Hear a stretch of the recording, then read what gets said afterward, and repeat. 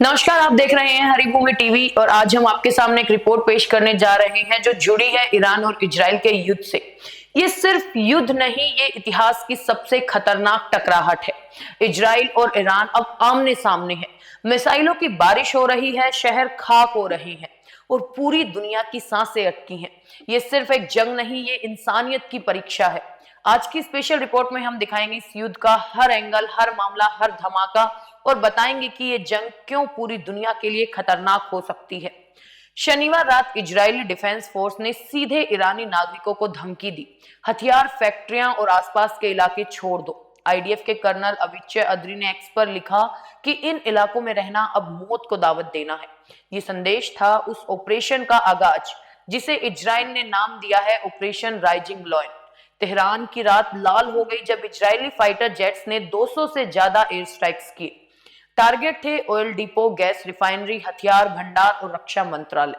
अब तक 138 ईरानी मारे जा चुके हैं, जिनमें 9 न्यूक्लियर साइंटिस्ट और 20 मिलिट्री कमांडर शामिल हैं। तेहरान, बुशहर और कोम जैसे शहरों में एयर डिफेंस पूरी तरह एक्टिव है, लेकिन तबाही थमने का नाम नहीं ले रही। ईरान ने भी इजराइल पर कहर बनकर हमला बोला। 150 से ज्यादा मिसाइलें इजरायली शहरों पर दागी गई। तेल अवीव, रिशोन लेजियन और हाइफा में धमाके हुए। 13 इजरायली नागरिक मारे गए और 300 से अधिक घायल हो चुके हैं। ईरान ने दावा किया है कि उसने इजराइल के 3 F-35 विमान गिरा दिए और 2 पायलट को हिरासत में ले लिया। हालांकि इस पर इजराइल की तरफ से कोई पुष्टि नहीं हुई।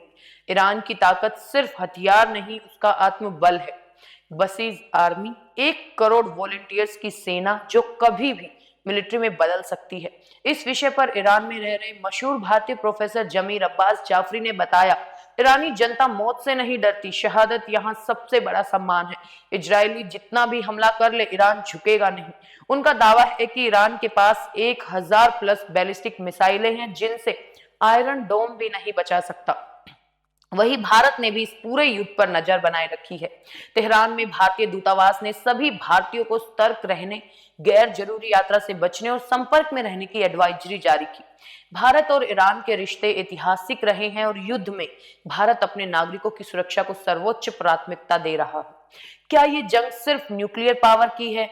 प्रोफेसर जाफरी कहते हैं ये नैतिकता की लड़ाई है, फिलिस्तीन के अधिकारों की लड़ाई। ईरान हमेशा से फिलिस्तीन के साथ रहा है और इजराइल से खत्म करना चाहता है। न्यूक्लियर बहाना है, वजह फिलिस्तीन है। उन्होंने ये भी कहा कि अमेरिका खुलकर इजराइल का साथ नहीं दे रहा क्योंकि उसे ईरान की ताकत का अंदाजा है। दूसरी ओर इजरायली रक्षा मंत्री इजराइल काट्ज ने धमकी दी है कि अगली बार तेहरान को जला दिया जाएगा। ईरानी सुप्रीम लीडर अयातुल्ला खामेनेई ने कहा कि हम खत्म हो जाएंगे मगर झुकेंगे नहीं। अब दुनिया की नजर है कि ये जंग यहीं रुकेगी या अब ये पूरे मिडल ईस्ट को जला डालेगी।